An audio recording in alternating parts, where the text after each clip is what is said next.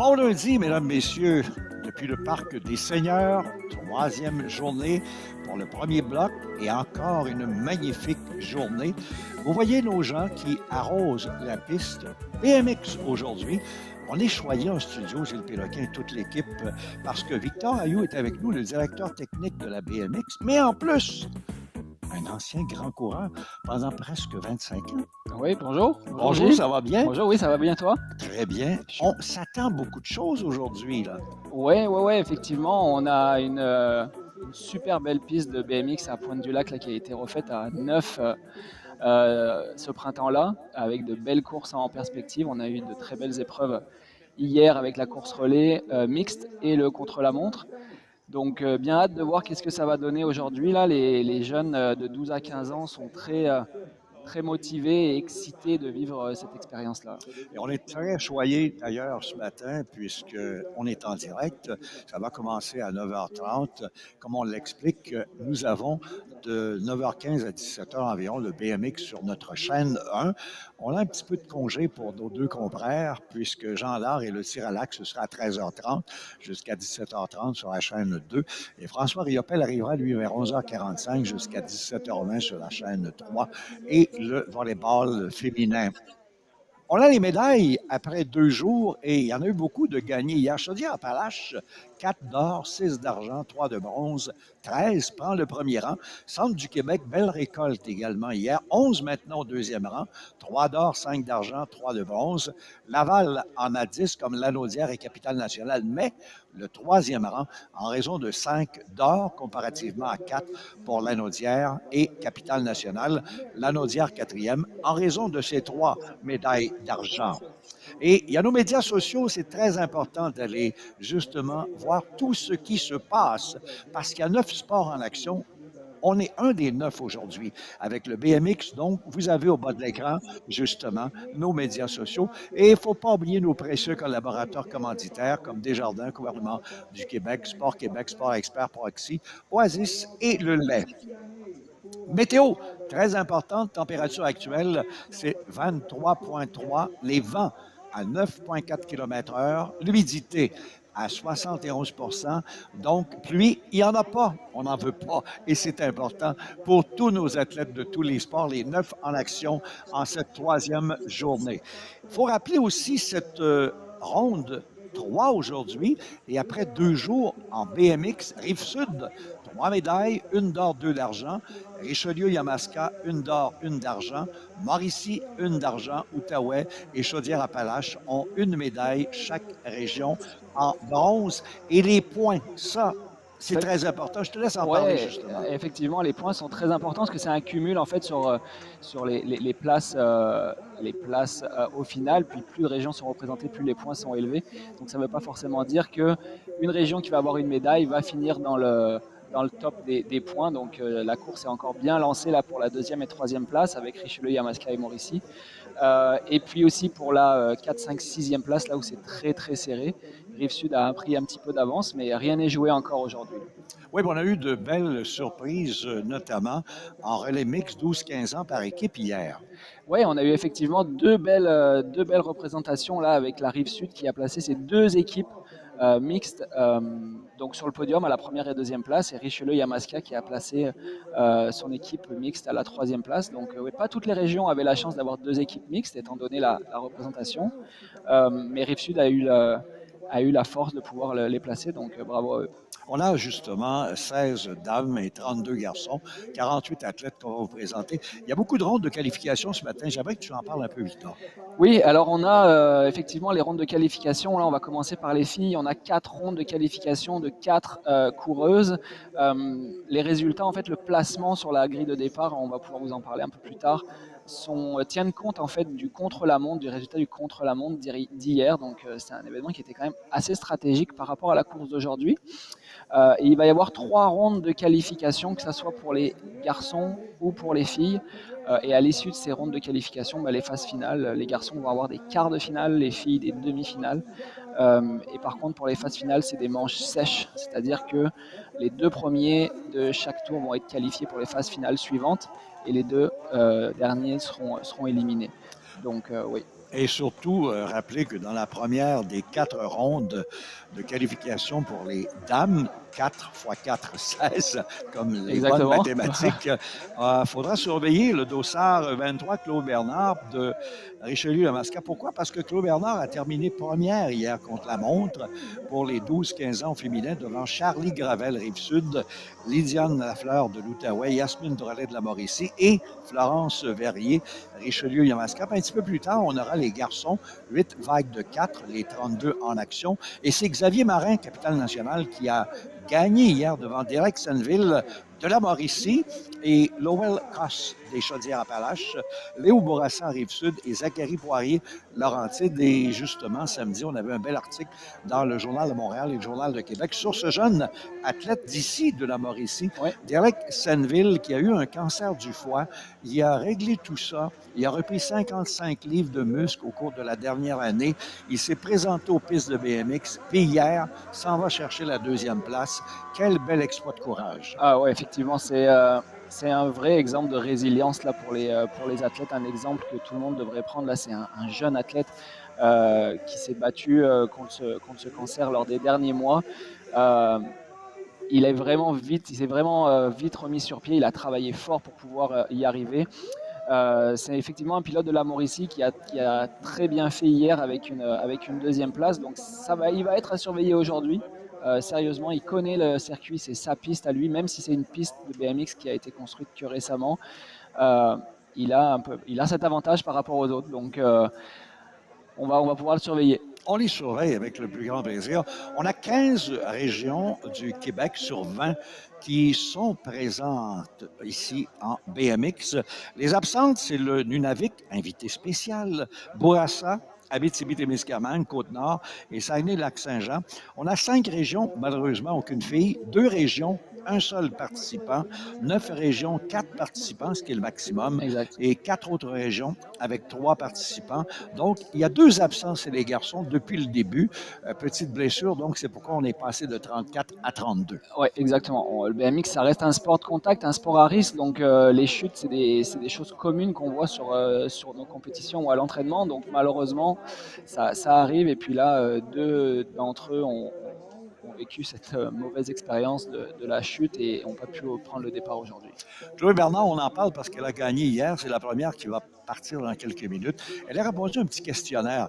Elle a 15 ans, elle pratique le BMX depuis l'âge de 5 ans, donc 10 ans. Elle s'entraîne avec le club BMX HR, donc au Richelieu.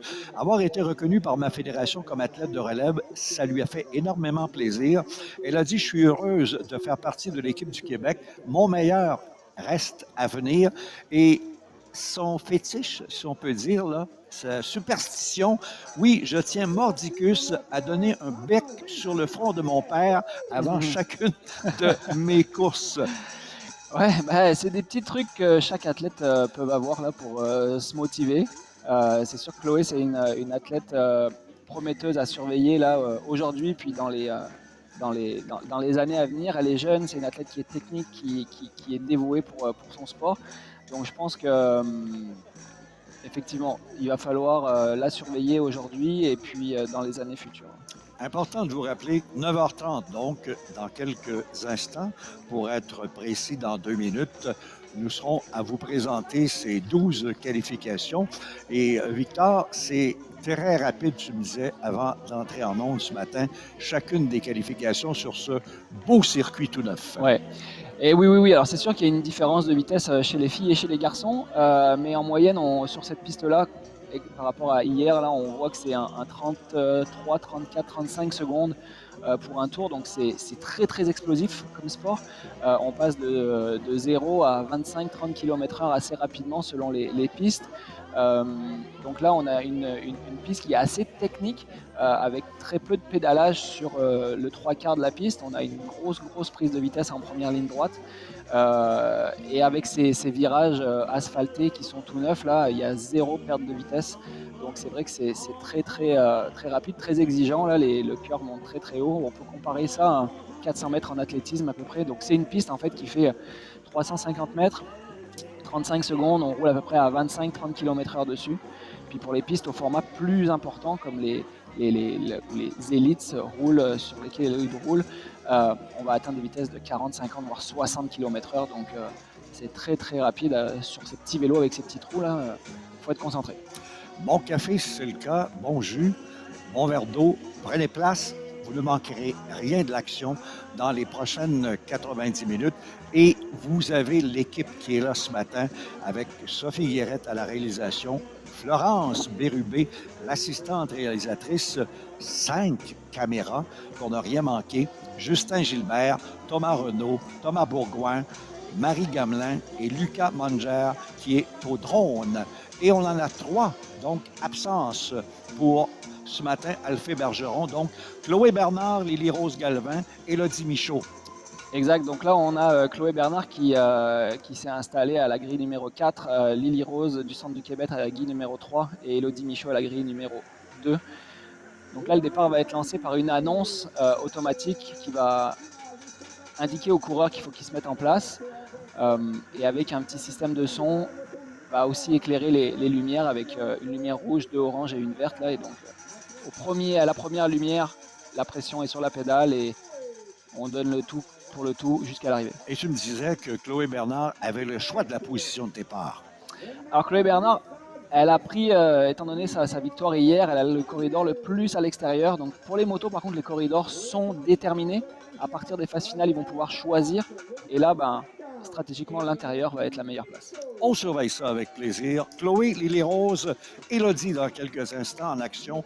Première de 12 qualifications. 2 passes pour les finales cet après-midi. Les 3 même exactement, puisque nous en avons 3 en ce moment. Oh, donc, pardon, les 2 effectivement sont qualifiés. 3 tours de qualification, les 2 sont qualifiés. Parfait. Donc 3, on surveille ce départ. On est prêt et c'est fait. Parfait, donc la grille est partie. On a déjà Chloé Bernard à l'extérieur là, qui se démarque avec une grosse accélération en première ligne droite. Il va falloir vraiment se positionner le plus à l'intérieur possible pour éviter de se faire rattraper. Mais là, on voit que Richelieu Yamaska a une bonne longueur d'avance. Différents passages techniques sur les bosses, comme vous pouvez voir. La roue avant se lève, on appelle ça un manuel. Et vous avez les 2 coureuses derrière de Centre du Québec et Chaudière-Appalaches qui essayent de se battre pour une place en qualification. Oh, petite erreur de Chloé, mais vu son avance, rien de perdu pour elle. On voit qu'elle a très, très bien suivi une trajectoire qu'elle a établie. Donc, elle a ralenti à certains moments, mis la vitesse quand il fallait. Exactement. Et elle a pris cette avance pour la victoire. Oui, tout à fait, tout à fait. Donc, belle avance stratégiquement, quelque chose qui a été bien exécuté de la part de Chloé dans cette première ronde. On va donc surveiller, puisqu'on les prépare déjà pour la deuxième ronde de qualification, les filles 12-15 ans. On a Charlie Gravel, justement, deuxième hier, Rive-Sud, Alice Durand, Lanaudière, Léane Côté, Outaouais et Noémie Monette, Laval. Voici ces dames. Parfait, donc là on voit Charlie Gravel à l'extérieur, avec le 742. On a de Lanaudière Alice Durand à la position numéro 3. On va avoir Léane Côté à la position numéro 2 et Noémie Monette de Laval à l'intérieur. Donc, première vague a donné la victoire à l'extérieur, alors qu'on favorise davantage l'intérieur. On verra ce que ça va donner maintenant dans cette deuxième de 4 vagues. Chez nos dames, on en a 16, on vous le rappelle. Le circuit est beau. On a vu cette première vague là, vraiment voler sur la piste. Exactement. C'est une très belle piste, là, très bien, avec un beau revêtement là, qui permet un bon roulement. On va baisser la plaque et c'est fait. Parfait, donc la grille a été lancée. On a Charlie Gravel là, qui vient se démarquer aussi avec une belle accélération en première ligne. Lanaudière qui poursuit derrière. C'est vrai que sur une piste avec 4 coureurs, souvent le peloton va être un petit peu plus étiré versus une course à 8. Mais ça permet d'avoir aussi un petit côté stratégique. Donc on garde Charlie Gravel toujours en première position, Alice Durand en deuxième position. On voit l'avance là est considérable. Donc là, elle pourrait se permettre de lever le pied, s'asseoir et puis éviter de gaspiller trop d'énergie pour la suite. Donc Alice Durand en deuxième position, on a l'Outaouais en troisième et Laval en quatrième. 34 secondes, Charlie Gravel, 37, Alice Durand. Donc, on a la reprise, justement.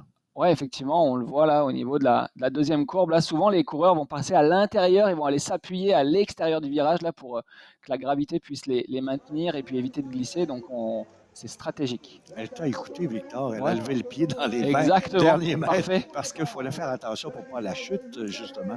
Alors, on a la troisième vague maintenant et tu nous présentes ces 4 athlètes. Ouais, donc on a Lydiane Lafleur de l'Outaouais sur la position numéro 4. On a Zoé Simard en position numéro 3 de Laval. Lanaudière avec Olivia Rochette en position numéro 2. Et on a la rive sud avec Roxane Gravel, qui est la petite sœur de Charlie Gravel, qui a gagné juste avant. Donc on a les deux sœurs qui représentent la région de Rive-Sud. C'est une belle expérience pour la famille. Bien levé sur la... Ouais, donc là, les positions, la pression est sur la pédale avant, les fesses sont à l'arrière. On essaye de projeter son corps à l'avant du vélo pour prendre le plus de vitesse possible. On va voir là, les épaules vont s'avancer vers l'avant en même temps qu'on met la pression sur la pédale et ça permet vraiment de se projeter et de lancer toute la vitesse. Donc là, la première ligne droite, en fait, et le départ, c'est 70-80% de la course. Donc un départ réussi, une première ligne droite bien placée, 80% de la course est faite. Donc après, ça va être de la stratégie, de la concentration pour bien se positionner. On voit Zoé Simard là qui vient de passer à l'intérieur de Rive Sud, donc il vient de gagner une place. Là, il va falloir surveiller ses arrières côté gauche pour éviter de se faire rattraper.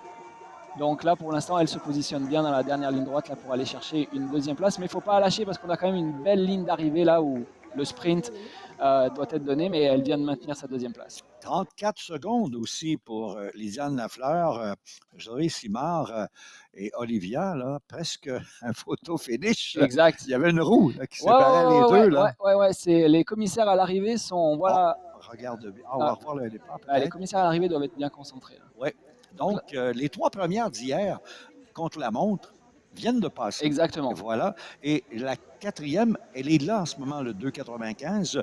Yasmine Drolet, on va la surveiller aussi. Oui, puis c'est une athlète de la Mauricie, elle est à la maison, elle fait partie de ce club. Donc, un petit peu de pression. Un peu de pression, un petit peu, ouais. Et puis on a Florence Verrier, qui est aussi une athlète à surveiller, qui est une athlète qui est très rapide, très technique, la région Richelieu-Yamaska. On va poursuivre avec Léonie Arsenault. Je suis un petit peu en avance, la capitale nationale avec le numéro 83. Oh, là, on a 2 athlètes de la Mauricie. Lily Rose Préville. Là, 2 athlètes de la Mauricie contre le Richelieu-Yamaska et capitale nationale. Là, on va voir qu'est-ce que ça donne. Ça va donner une belle course. Ouais, et les 2 régions sont pris en sandwich par la Mauricie. Et voilà. Oui, mais on leur souhaite parce que quand tu es le comité organisateur, tu aimes voir tes athlètes et les parents, les amis viennent encourager. Exact. Hier, on a eu justement une athlète de la Mauricie, là, Yasmine Drolet, qui a très bien fait. Elle est là en ce moment. Tout à fait. Donc, on leur souhaite bon succès. Et c'est parti. Exact. Donc là, on a Yasmine à l'extérieur qui vient donc d'avoir un très bon départ et qui vient serrer son intérieur. Donc ça, c'est des choses qui sont autorisées parce que ce qu'on veut, c'est aller se placer le plus à l'intérieur pour éviter de se faire doubler. Donc, elle vient resserrer sans gêner ses adversaires. Et on voit Richelieu-Yamaska, comme je vous ai dit, qui est à surveiller, qui vient de la dépasser par l'extérieur là avec une technique assez impressionnante là, des passages de boss, là où elle a pris beaucoup de vitesse qui lui a permis de passer devant. Donc là, elle va venir assurer ses arrières avec un beau passage lors de cette dernière courbe. Et donc on va avoir Richelieu-Yamaska en première position et Mauricie avec Yasmine Drolet en deuxième. La Mauricie en troisième et Capitale Nationale en quatrième. On a pris 36 secondes de plus que les 2 dernières vagues pour Florence Verrier de Richelieu-Yamaska, 36 donc pour Yasmine Drolet. Mais les 5 d'hier au classement du 12-15 ans féminin contre la montre sont passés. Exactement. Et là, on s'en va avec les garçons maintenant. Ah ouais, donc là, on va passer dans un gabarit au-dessus. Là, on va avoir les garçons qui vont rentrer en course. La vitesse va être un peu plus élevée. On va avoir des passages techniques différents, variés. Des sauts, des passages sur la roue arrière, des doubles sauts. Donc ça, c'est vraiment personnel à chacun en fonction de la piste. C'est des stratégies qui ont été travaillées durant les entraînements. Voilà, on voit Xavier Marin qui est à l'extérieur, qui a gagné le contre-la-montre hier, suivi de Justin Fontaine, Richelieu-Yamaska. Ça, c'est des athlètes qui ont entre 12 et 15 ans. On a aussi Chaudière-Appalaches avec Tom Veuilleux. Et malheureusement, on a Éloi Bouchard là, qui n'est pas au départ. Et il me semble qu'il s'est blessé hier lors des pratiques, malheureusement. Donc, 3 en 3 action. coureurs. Donc là, les deux premiers vont marquer, en fait, le premier marque un point, deuxième 2 points, troisième 3 points. Celui qui a le moins de points possible passe aux rondes suivantes à l'issue des 3 qualifications. Donc le départ est lancé et là on a vraiment une vitesse qui va être supérieure par rapport aux filles. On voit Xavier Marin là, qui se démarque considérablement avec une grosse puissance et une grosse accélération. On voit avec le drone là, certains sauts, des passages sur la roue arrière. Donc ça permet vraiment de varier les passages. La vitesse ne leur permet pas à chaque fois de garder les deux roues au sol. C'est pour ça que en fait, la roue avant se lève ou bien les deux roues sont dans les airs. Donc là, on a une bataille pour la deuxième place. On a Chaudière-Appalaches qui essaye de maintenir son avance sur la troisième place et effectivement, il va la garder. Donc Richelieu Yamaska en troisième place. Donc, comme on a remarqué, 31 secondes pour Xavier Marin, le grand gagnant d'hier. Et c'est un petit 3-4 secondes plus rapide, c'est le cas, devant nos filles. Mais on avait parlé de 35 secondes. C'est ce qui est arrivé. Et là, 31, est-ce qu'il y en a un qui peut aller en bas de 30? On verra. Xavier Marin, hier, était à 30 et quelques sur le contre-la-montre. Donc, Derek Senneville, lui, c'est celui dont on vous a parlé, qui est sorti justement de cette belle bagarre tantôt.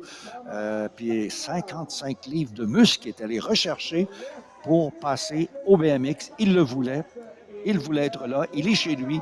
Il est en Mauricie. Exact. Donc là, on a une grille à 4 avec le seul représentant de la région de l'Est du Québec, là, Elliott Beauregard, contre la Centre du Québec, Chaudière, Centre du Québec, Est du Québec et la Mauricie. Donc, Derek Senneville, Thomas Chartrand, Elliott Beauregard, Eliam Côté, c'est prêt, messieurs.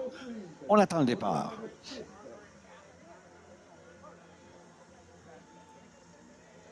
Parfait, donc là on a Derek Senneville qui vient d'appuyer très fort sur la pédale étant donné qu'on a vu la roue avant se lever et puis avec une belle accélération. Les bosses sont assez ronds donc ça leur permet vraiment de pédaler le plus longtemps possible sur cette ligne droite et de prendre de l'avance. On a derrière l'Ottawa, il me semble, qui est à la bagarre pour la première place et l'Est du Québec qui essaye d'aller chercher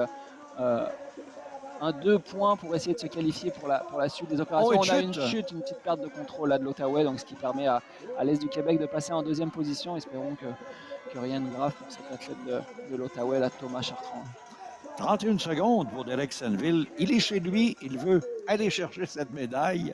Il a fort bien fait. Exactement. Malheureusement, il y a la chute derrière. Mais c'est pas parce qu'il a chuté que rien n'est perdu. Là, encore une fois, là, comme je vous ai dit, les points peuvent être mélangés sur les 3 tours. L'important, c'est d'avoir le moins de points possible. Donc, il a encore 2 chances de se rattraper pour la suite.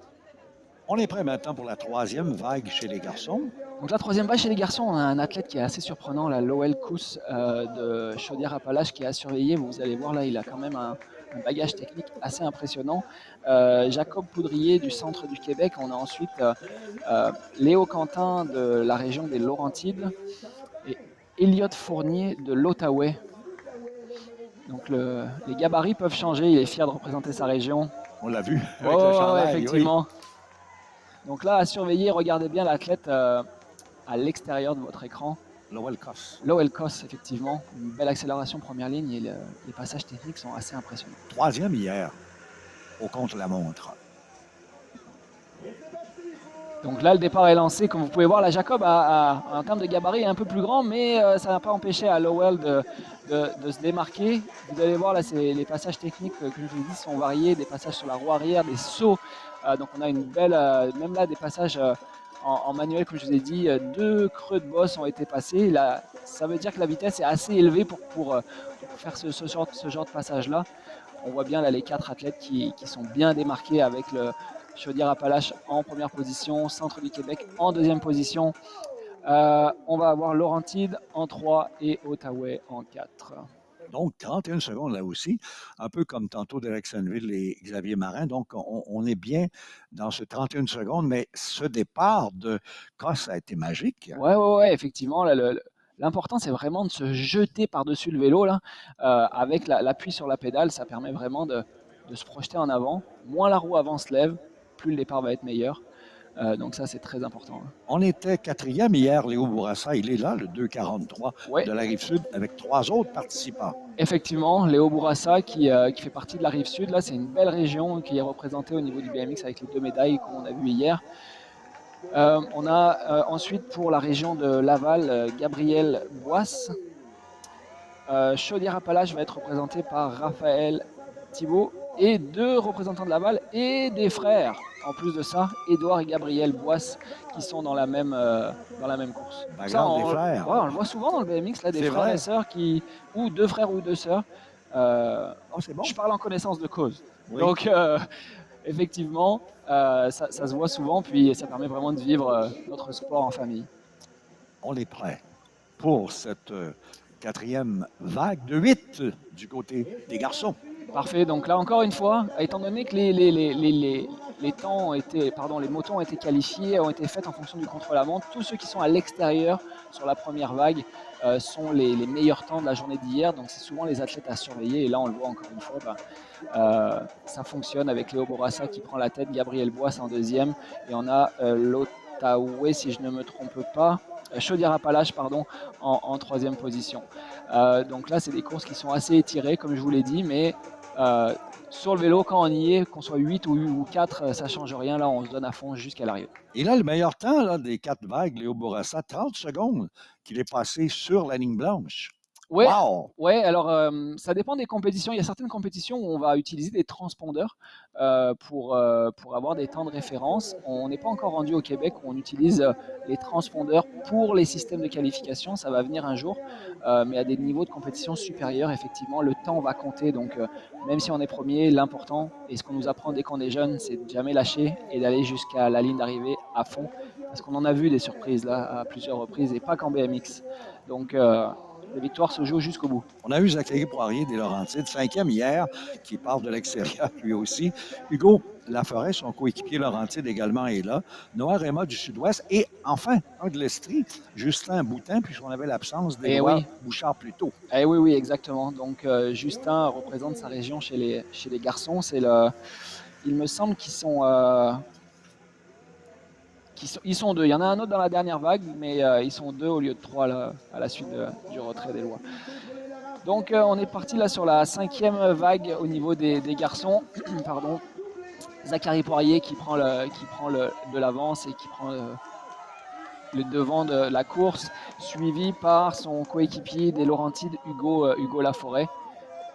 Donc on a des beaux passages sur cette ligne droite qui est très très technique. Là, comme je vous ai dit tout à l'heure, là, 3/4 de la piste, là, à part la première partie de piste, il n'y a quasiment pas de pédalage. Donc on utilise les bras, on utilise les sauts, on utilise les jambes. Et puis là, un petit peu de fun là, sur l'arrivée pour pouvoir passer la ligne. Oui, en 32 secondes. Oh, ça reste un sport de plaisir, il faut s'amuser du moment où on ne gêne pas les autres. Et ils le font bien d'ailleurs. Oh ouais, tout à fait. Donc, Poirier devant Laforêt, Réma et Boutin. 1, 2, 3, 4. On voit une petite reprise là, effectivement, de Léo Bourassa tout à l'heure. Et l'accélération de l'accélération. Les virages sont très très importants aussi là, pour avoir expérimenté la piste à plusieurs reprises au mois de juin. Là, c'est une piste qui est très très rapide et très agréable à rouler. Donc, les 5 premiers d'aujourd'hui sont les 5 d'hier. Ouais. Dans l'ordre 2, 3, 4, 5, contre la montre. Et maintenant, la 6e vague. 6e vague, on a Jacob Beaulieu de la Rive-Sud, suivi de Maddox Robillard de Lanaudière, Léo Asselin de la région de Montréal et Aiden Galvin du centre du Québec. Donc là, encore une fois, certains peuvent créer la surprise de l'intérieur ou du milieu de grille de départ. Mais sinon, comme je vous ai dit, sur le premier tour, c'est souvent à l'extérieur qu'il faut regarder. Et pour l'instant, tous ceux qui sont partis de l'extérieur, filles, 4 vagues, 5 déjà de garçons, ont gagné. Exactement. Donc, là, c'est le milieu, là. Exactement. On a Jacob Beaulieu qui a raté son départ. Là, il est resté un petit peu coincé dans la grille de départ. Donc, il va tenter de revenir par les extérieurs sur cette piste. Il est déjà placé en 2e position. Il sert son intérieur pour pouvoir garder sa place. Mais Maddox va bien. Oui, Maddox va bien en première position. Donc là, soit il prend le risque d'aller essayer de chercher la première place et là, il va se décaler sur sa droite pour essayer d'aller le doubler et d'aller l'attraper sur la ligne d'arrivée. Malheureusement, il va garder une 2e place. Donc, très bien positionné, très beau retour là de Jacob Beaulieu sur cette course. Donc, Maddox Robillard, 31 secondes, Jacob Beaulieu, 32 secondes. Lanaudière Rive-Sud, 1 et 2. Et la première fois sur une 10e vague, enfin, c'est l'intérieur et non pas l'extérieur. Ouais, exactement. Je vous l'avais dit, ça peut créer la surprise. Donc, 11e vague. 11e vague, on retrouve donc Carlos Teben de la région de Richelieu-les-Masca, Guillaume Grondin de la région de Montréal, Arnaud Lavoie de Capitale-Nationale et Zach Bertrand de la région Sud-Ouest. 4 belles régions.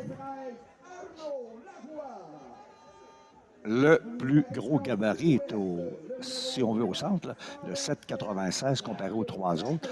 Ça peut-tu le favoriser, ça, au départ? Ou ça change rien? Ça veut rien dire. Ça veut rien Ça dire, veut hein? rien dire. Alors c'est sûr que les plus petits gabarits peuvent peut-être avoir un léger désavantage, mais c'est pas parce qu'on est grand au contraire et qu'on pédale sur des petits vélos qu'on va être désavantagé. Donc après ça va vraiment être de travailler à l'entraînement tous les aspects techniques et physiques. Donc là encore une fois on peut le voir comme sur la ronde d'avant, là c'est pas forcément l'extérieur qui prend le lead. On retrouve on recrute Guillaume Grondin pardon, de la région de Montréal, suivi de. C'est serré. Ouais, Richelieu-Yamaska, Carlos Teben qui est assez serré. Donc là, ça va venir peut-être jouer. Non, on n'est pas assez proche pour jouer au coude à coude dans les virages. Donc là, Montréal vient de gagner sa ronde. Et puis on l'a vu finalement, un peu plus grand, peut-être un petit peu plus d'avantage à ce niveau-là. Mais c'est venu bien près, comme la reprise l'indique. Là. À un certain moment donné, il est presque côte à côte. On aurait dit qu'on reprenait Steban l'avantage sur Grondin. Mais Grondin, dans le dernier virage, a gardé cette priorité. Ben, le BMX, c'est un sport de contact. Donc, plus on est proche dans les courbes, plus on peut essayer d'aller chercher sa place. Donc, on a le droit d'aller chatouiller un petit peu son coéquipier avec ses coudes sans volontairement le pousser. Mais pour se faire sa place, il faut pouvoir passer des fois dans des petits trous de souris. 12e et dernière vague, 8e chez les garçons de 12-15 ans. Ouais, donc là on a Logan Geoffroy de la région de Mauricie, donc lui il est chez lui, c'est un athlète qui est bien puissant. On va pouvoir le voir là avec l'athlète Ludovic Gué de Capitale-Nationale, c'est un petit gabarit mais par contre techniquement qui est très très impressionnant, donc ça peut faire la différence. Isaac Lemay de la région de Sud-Ouest et Henrik Fontaine, le deuxième représentant de l'Estrie sur cette dernière vague là du premier tour de qualification. On attend le départ. Donc là on va voir, là et encore une fois, là, plus les roues restent basses, plus la vitesse va être importante à la suite. Donc là, on a Logan bon départ, qui a pris un bon départ, mais Ludovic aussi qui est très très bien parti, qui va essayer d'aller chercher sa place. Là, on voit qu'il passe la première bosse, deuxième bosse pardon, sur la roue arrière en pédalant pour essayer de garder de la vitesse. Là, il va essayer de chercher l'extérieur pour plonger à l'intérieur et potentiellement aller chercher la première place. Il reste à côte. Est-ce qu'il va retenter cette stratégie dans la dernière courbe? J'ai pas l'impression qu'il soit assez proche de lui pour le faire. Donc là, on garde l'aspiration, on reste derrière et puis on va aller chercher 2 points. Parfait, très belle course des deux coureurs de Mauricie et de Capitale-Nationale. Oui, 1 et 2 et 31 secondes et 31,5 si on veut là, pour le deuxième. Mais c'est venu très corsé entre les deux. On pensait avoir un changement de position. C'est ça qu'on aime. C'est ça qu'on aime dans le BMX quand il y a un petit peu de suspense. Oui, première ronde qui est terminée, ça a été très rapide. On a tenu les temps qu'on attendait. 31 secondes en moyenne chez les garçons, 35 chez les filles. Donc, très rapide ce matin. Oui, très rapide. Les jeunes sont en forme pour cette troisième journée. On a eu, il me semble, une chute sans gravité. Donc ça aussi, c'est de bons signes. Hein. On sait que ça peut arriver. On veut que ça arrive le moins possible. Donc oui, très belle première ronde. Donc là maintenant, les athlètes vont pouvoir retourner sous leur tente, s'hydrater, se nourrir. La nutrition et l'hydratation sont très importantes. On le voit d'ailleurs. On voit déjà là, les filles qui sont très motivées et puis en place pour la deuxième. Ils font des beaux. Ouais. Les filles sont toujours plus enthousiastes que les garçons. Hein. Oui, ça c'est vrai. Ça c'est agréable à voir. Elles ont tout le sourire. Elles sont là pour profiter des jeux. Donc c'est une belle expérience. Elles essayent de vivre l'expérience au maximum. Si vous vous demandez combien ça a pris de temps, les 12 là, vagues là, qu'on a vues, 4 chez les filles et 8 chez les garçons, 22 minutes. C'est rapide. Ouais, c'est rapide. C'est rapide. Donc là, on a un minimum de 20 minutes là, qu'on doit leur donner pour pouvoir récupérer. Donc là, on est légèrement au-delà. C'est pour ça que la seconde vague va certainement pas tarder à reprendre. Mais on s'attend à quoi maintenant là? Donc là, en fait, là, les positions sur la grille de départ sont replacées. Donc les meilleurs ne vont pas forcément se retrouver à l'extérieur. Et la position à laquelle ils ont fini lors de la première ronde ne vont pas déterminer le placement sur la grille de départ. Là, les grilles de départ sont déterminées pour les 3 rondes automatiquement dès le début. Donc généralement, ceux qui étaient à l'extérieur vont se retrouver en milieu de grille de départ. Donc là, Stratégiquement, ils vont avoir des concurrents à côté d'eux. La pression est un petit peu plus élevée parce que si le départ est raté, bah là ils ont des risques de se faire coincer par la personne à l'intérieur et l'extérieur. Et puis, comme je vous l'ai dit tout à l'heure, 80% c'est le départ, première ligne droite de la piste. Donc, faut être devant si on veut avoir des chances de mettre le minimum de points et de prendre le moins de risques possible au risque de chuter. On a parlé plus tôt, puisque le temps nous le permet, de Chloé Bernard, qui était la grande gagnante d'hier. On a dit un peu, on lui a posé les questions. Et on a Lynthia Lafleur, maintenant 15 ans. Elle, c'est sa 5e année avec le club de BMX Gatineau. Elle adore les Jeux du Québec. Elle est bonne dans les départs explosifs. Elle dit avoir du plaisir et faire du mieux que je peux. Donc, on lui souhaite encore une fois aujourd'hui. On a également Yasmine Drolet, qui est, elle, de la Mauricie, qui a fort bien fait également au cours de la journée d'hier au contre-la-montre. Elle est depuis 3 ans avec Pointe-du-Lac. Elle est championne, non, elle vise le championnat du monde de Rock Hill. Elle aime sauter sur place. Elle aime les départs explosifs. Endurance, moulage, monter sur le podium et vivre une expérience avec ma région et les autres filles, c'est ce que je souhaite. Elle a cette chance. Ouais, effectivement, là, la communauté BMX est très très serrée et les athlètes aiment ça, participer à des événements pour être avec leurs amis. On revient avec les 3 du départ tantôt. Exactement, donc là on repart avec la deuxième ronde comme vous avez vu, les athlètes sont mélangés sur la grille de départ, donc on ne retrouve pas forcément les mêmes athlètes aux mêmes positions. Et là on va avoir le couloir numéro 3 qui est vide, dû à l'absence de Alphée Bergeron. Oui, Élodie Michaud, le 50, là, qui est à l'extérieur. On a le 23, c'est la grande gagnante, Chloé Bernard de Richelieu-Yamaska, qui est, comme on le mentionnait, bien positionnée au centre. Puis on a à droite le 8-18, Lily-Rose Galvin du centre du Québec. Exact. Puis comme on peut voir, là, on parlait de gabarit tout à l'heure, là, Chloé fait partie des petits gabarits, et puis on a Lily-Rose à côté qui est plus grande. Ça ne veut pas forcément dire que Lily-Rose va être plus rapide. Comme je vous ai dit, ça dépend vraiment aussi de l'aspect physique et technique de chaque personne. Mais là, on voit que sur le départ, Lily-Rose a vraiment eu un petit temps d'avance, puis par la vitesse et la vélocité là, que Chloé développe, va prendre la tête sur la première ligne. Donc encore une fois, stratégiquement, là, elle est aux aguets, elle a les yeux de partout, les oreilles bien ouvertes, savoir d'où ça pourrait arriver. Mais les positions restent bien placées là. 1 pour Richelieu-Yamaska, 2 pour Centre du Québec et 3 pour Chaudière-Appalaches. Mis à part une chute, il n'y a rien qui pourrait changer cette position-là sur la suite de la course. Chloé Bernard vient de remporter son deuxième tour et Lily-Rose Galvin, deuxième, comme lors de la course précédente. Et elle a gagné une seconde sur la qualif première de 35. Elle est passée en 34, Chloé. Lily-Rose Galvin en 35 et Élodie Michaud en 36. On a la deuxième vague féminine maintenant. Deuxième vague, effectivement. Donc là, on a une grille pleine. Charlie Gravel se situe en plein milieu. Donc là, le départ est très important. Hein. On ne veut pas se faire serrer par la 5-8-6 vers l'intérieur. Donc là, on va voir qu'est-ce que ça donne au niveau de ce départ-là. Et c'est Noémie Monette qui est juste à ses côtés, Charlie Gravel. On a justement à l'extérieur Léane Côté et de l'autre côté, Alice Durand. On a changé les positions. Ouais. De la première vague à cette deuxième présence maintenant en qualif. On va surveiller le 742, là, Charlie Gravel, là, qui a gagné précédemment ce matin à 9h30 au départ. Exact. Donc là, les coureurs se mettent en place. Le système de son va annoncer le départ. Et puis là, les deux coureurs ont eu un très très bon départ à l'intérieur, là, Charlie Gravel et Alice Durand, mais Charlie se démarque là par sa puissance. On a derrière la deuxième et troisième place qui vont venir se jouer. Est-ce que Léane, côté de l'Outaouais, va pouvoir arriver à reprendre un petit peu de longueur là pour rattraper la Naudière? Ça va vraiment dépendre de comment les bosses sont passées. Là, il va falloir pousser avec les jambes et les bras le plus fort possible dans les obstacles pour prendre de la vitesse. On voit souvent des athlètes d'ailleurs, peu importe le niveau, là, que ce soit des jeunes ou des moins jeunes ou des pros ou pas, mais avoir certaines capacités à revenir fort sur les fins de piste. Donc là, encore une fois, là, donc, le passage de boss est très très important. Là, ça ne veut pas dire que on est qualifié tant qu'on n'est pas passé la ligne. On a la reprise et si on va jusqu'à la fin, Charlie Gravel a suivi le message de Victor. Elle a levé le pied dans les 100 derniers mètres. Elle avait trop d'avance. Effectivement. Pourquoi consommer trop d'énergie si on peut en garder un peu pour la suite. Ça, c'est un avantage qu'elle a, donc autant le faire.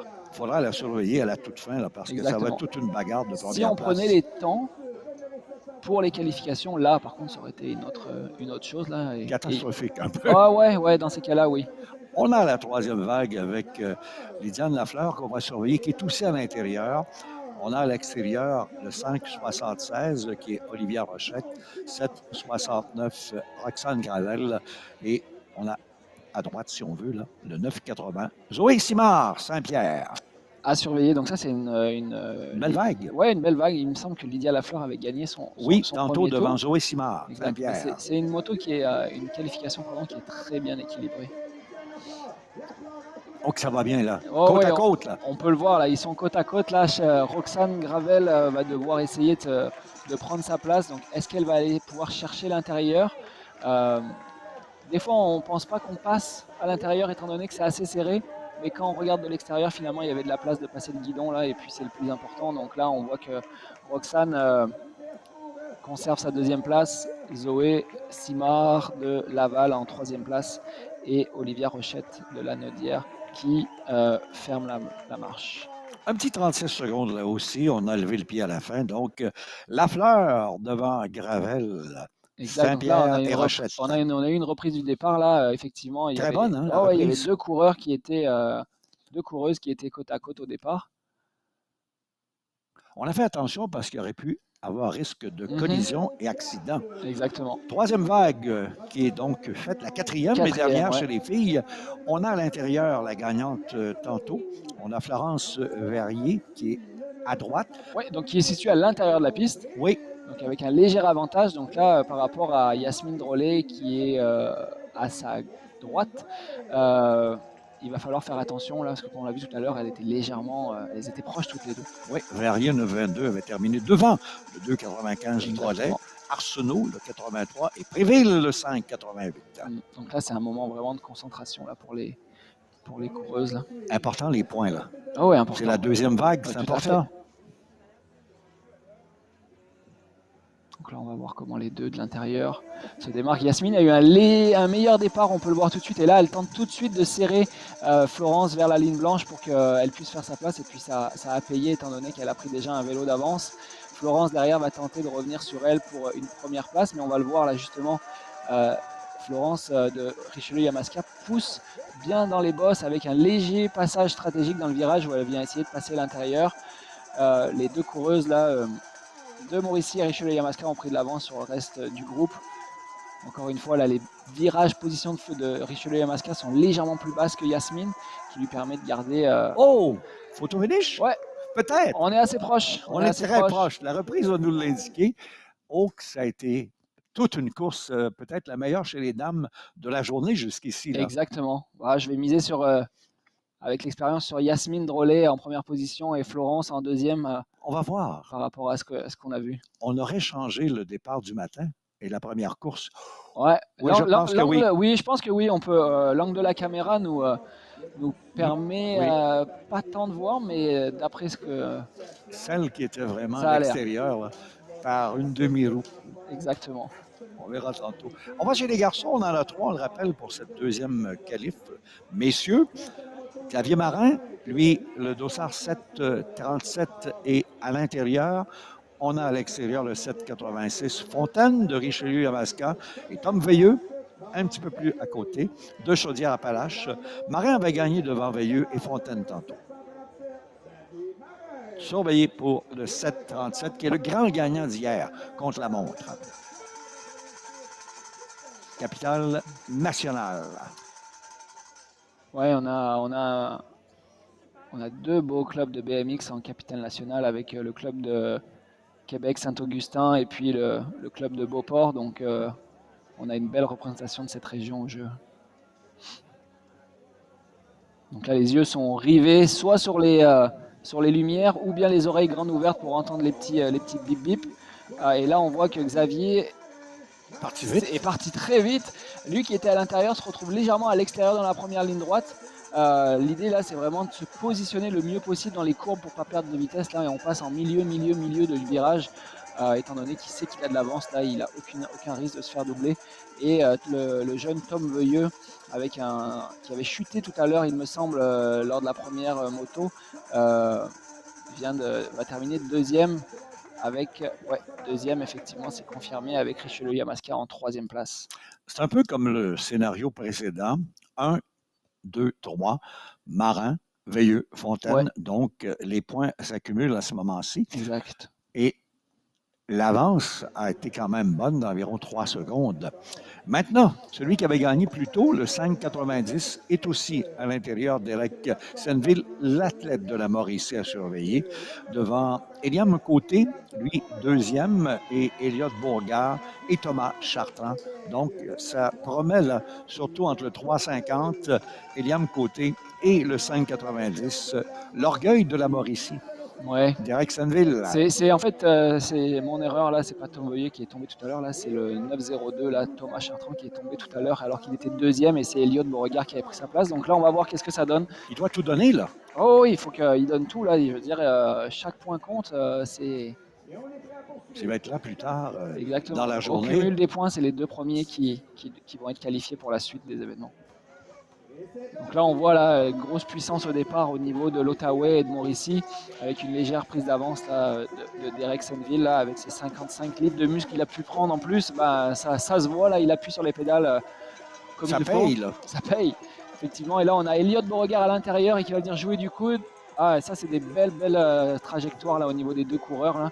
Un extérieur-intérieur de la part de Thomas Chartrand. Et là, rien n'est fini jusqu'à la ligne d'arrivée parce qu'on a quand même un sprint final qui est de 10 mètres de long. Donc, il y a moyen de se déplacer et de faire tourner les jambes. Donc, Elliott Beauregard qui termine en deuxième position, Thomas Chartrand en troisième. Donc là, il va y avoir une belle bagarre là, lors de la troisième qualification. Ça va jouer entre ces deux. Reprise à l'arrivée.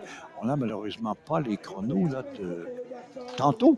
Et les voici avec le plus grand plaisir pour vous situer leur temps qui se joue encore dans les 30-31 secondes. Exactement. Ouais.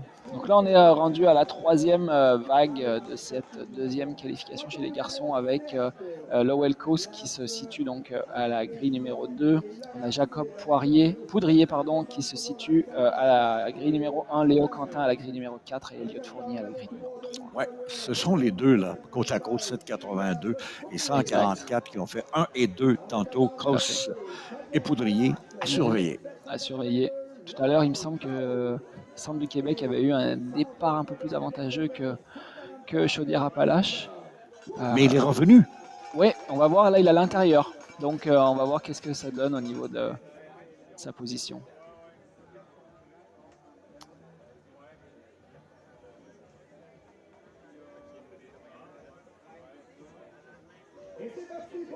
L'OL a eu vraiment un très très bon départ là avec un enchaînement des coups de pédale qui a été très efficace. Il pédale tout le long.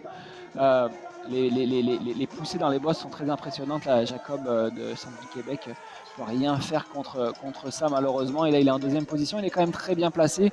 On a derrière la région de Montréal, il me semble, Laurentide, pardon, avec Léo Quentin qui essaye d'aller chercher une deuxième place, et l'Outaouais qui est à la fin du groupe, qui termine quatrième. Donc là, Lowell Coast aussi qui lève le pied, tout comme Jacob. S'il n'avait pas, il aurait peut-être eu 29 ou 30. Peut-être, effectivement. Mais on garde, comme tu le disais, des énergies, Victor. Et oui, on garde des énergies. Et on voit la reprise. Donc là, le peloton est assez étiré. On n'a pas vu de stratégie de virage comme dans les précédentes compétitions. Et c'est le même résultat que plus tôt, Cosse devant Poudrier, Quentin et Fournier. Maintenant, quatrième vague. Quatrième vague, donc on va retrouver Léo Bourassa qui est un athlète impressionnant là, qui est aussi un gros gabarit, un potentiel pour le futur. Donc il a fait 30 secondes tantôt. Oui, tout à fait, très très beau temps. Bel esprit sportif de sa part aussi. Là, tous les athlètes en fait. Et les deux frères sont là. Et les deux frères Boisse. Avec Raphaël Thibault. Ça va être rapide.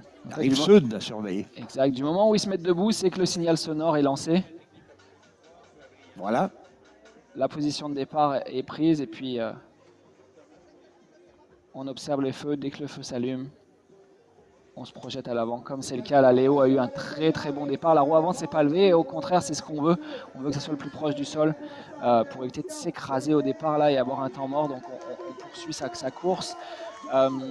Gabriel derrière va faire le tout pour essayer de revenir sur Léo. On voit un beau passage stratégique là de la région de centre du Québec. Non, non, je suis pas sur la bonne course de Chaudière-Appalaches, pardon, qui a fait un bel intérieur là au niveau de la région de Laval et qui vient du coup terminer en deuxième position. Oui. Ça, c'est des choses qui sont vraiment très stratégiques là au niveau de la position. Faut toujours serrer son intérieur là. Comme on dit dans le jargon, il a laissé la porte ouverte et un coureur s'il est venu s'y infiltrer. On va le revoir au niveau du passage là. Puis ça a été clean, là, c'est très propre, là, il n'y a pas eu de petites touchettes entre eux. Ouais, belle course. Léo Bourassa, 31 secondes devant les deux frères Boisse qui sont 3 et 4. Et Thibaut qui passe deuxième de Chaudière-Appalaches. Maintenant, la vague numéro 5. Tantôt, Poirier avait défait Laforêt, Réma et Boutin, le 7,61, bien positionné. Lui aussi à l'intérieur maintenant. Il était plutôt à l'extérieur, comme le 3,83, Noah Réma. Exact. Belle représentation des Laurentides, étant donné là qu'ils ont terminé premier et deuxième. Oui, ça donne de bons points, ça. Oui, tout à fait. On est debout, bien positionné, on attend le départ. Donc, les deux coureurs de l'intérieur de la région des Laurentides sont partis avec un très très bon départ là, de Zachary Poirier à la grille numéro 2. On voit aussi le sud-ouest là, qui vient serrer l'intérieur pour prendre la deuxième place sur les Laurentides. Donc pareil, belle stratégie de sa part.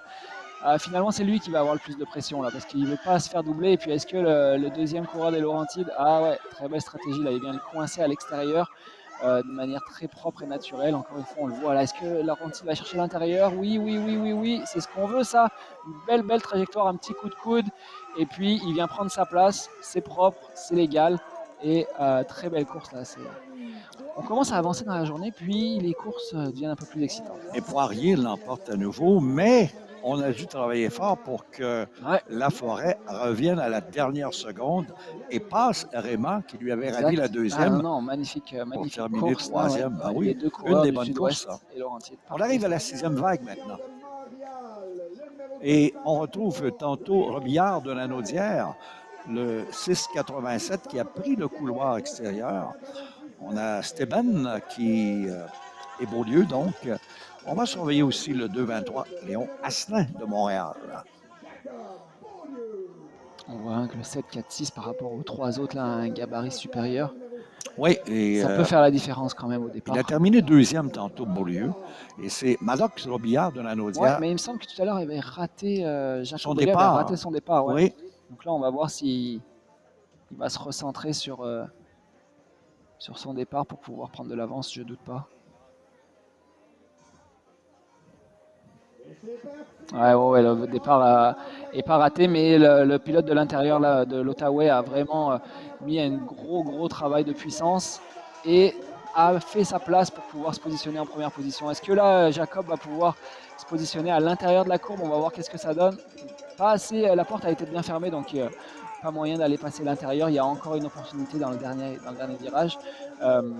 Pour les deux autres régions derrière, on va jouer entre la 3e et 4e place.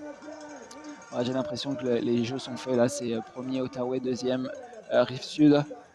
On a ensuite Montréal et centre du Québec. Maddox Robillard, 2 fois de suite, là, premier. Ouais, 2 fois de suite. La Naudière, il a su bien manœuvrer et garder cette légère avance sur Jacob Beaulieu de Rive-Sud.